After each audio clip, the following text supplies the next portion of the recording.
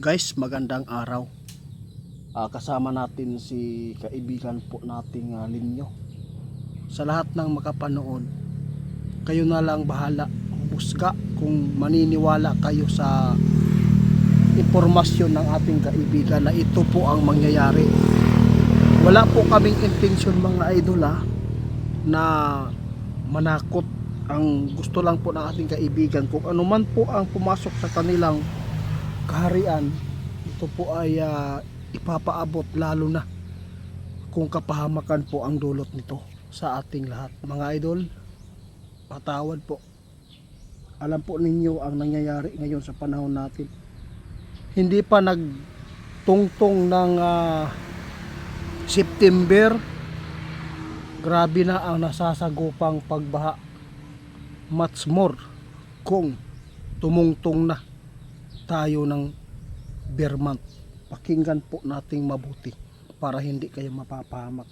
Ito po ang bago na impormasyon ng ating kaibigan ngayon patungkol sa baha. Hirap mga idol. Grabe na ang kalikasan ngayon mga idol.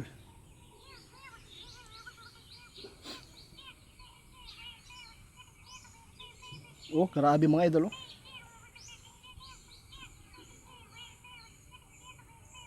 Tingnan po ninyo mabuti, sabi ng ating kaibigan.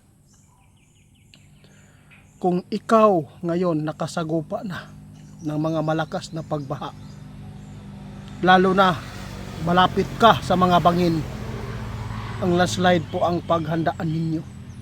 Ang baha mga idol, kung masagupa mo talaga ang agos daw, delikado.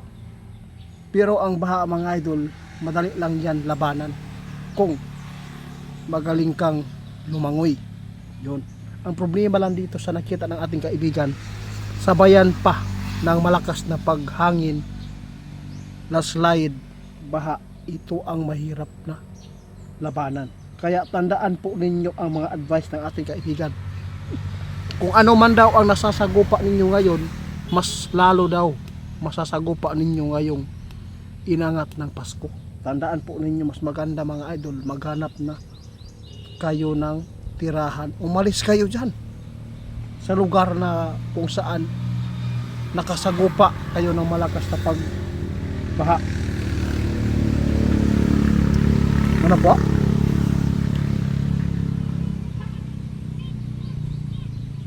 Totoo yan, totoo. Naalala ko yan.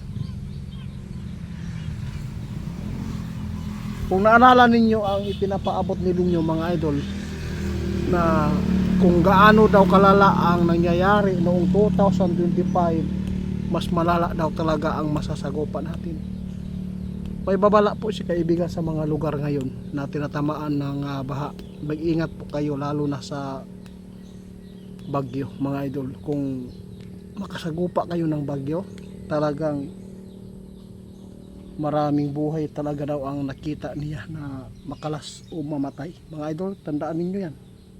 Kaya nagpaalala sa kaibigan, hanggat hindi pa nangyari ang super typhoon, mag-ano na lang tayo, maglikas para hindi kayo mapapahamak. Na bahala si kaibigan sa impormasyon mga idol, dahil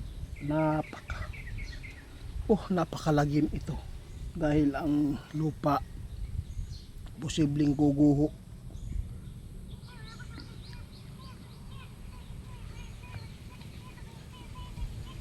Oo.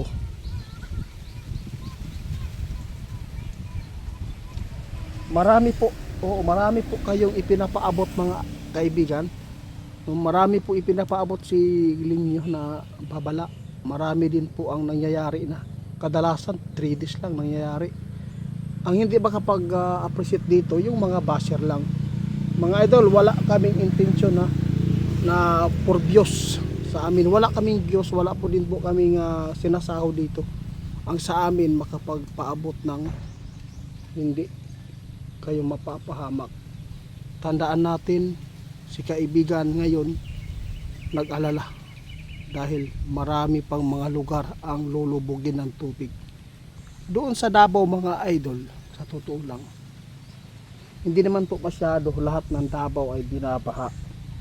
Yung iba lang ng mga lugar na mga daanan papunta sa Davao, yun talagang malalaki po ang tubig tulad po doon sa Bukidnon, Davao, no? Davao, Bukidnon, Kalinan, yun binabaha. Kaya hindi naman po natin masasabi na porket dito tinatamaan ng ganyang kalamidad ay karma daw yan dahil sa mga taga Davao ay sobrang makasalanan. Huwag po kayong ganyan mga idol, dahil hindi ninyo alam, baka mas malala pa ang sasapitin ninyo. Kaya hindi po tayo pwede mag-underestimate o maghusga mga idol, dahil hindi naman tayo perfecto. Yun lang po mga idol. Sinabi po ng ating kaibigan ngayon, maghanda kayo dahil napakarami pa ang masasagupa ninyong kalamidad, tulad po ng bagyo, pagbaha, landslide. Ayaw po natin na matulad po sa Masara noon, no? Marami na pong babala sa kaibigan guys. Tandaan ninyo, marami ang masasagupa ninyo sa ngayong taon na to. Kaya mag-ingat, lumayo kayo sa tubig.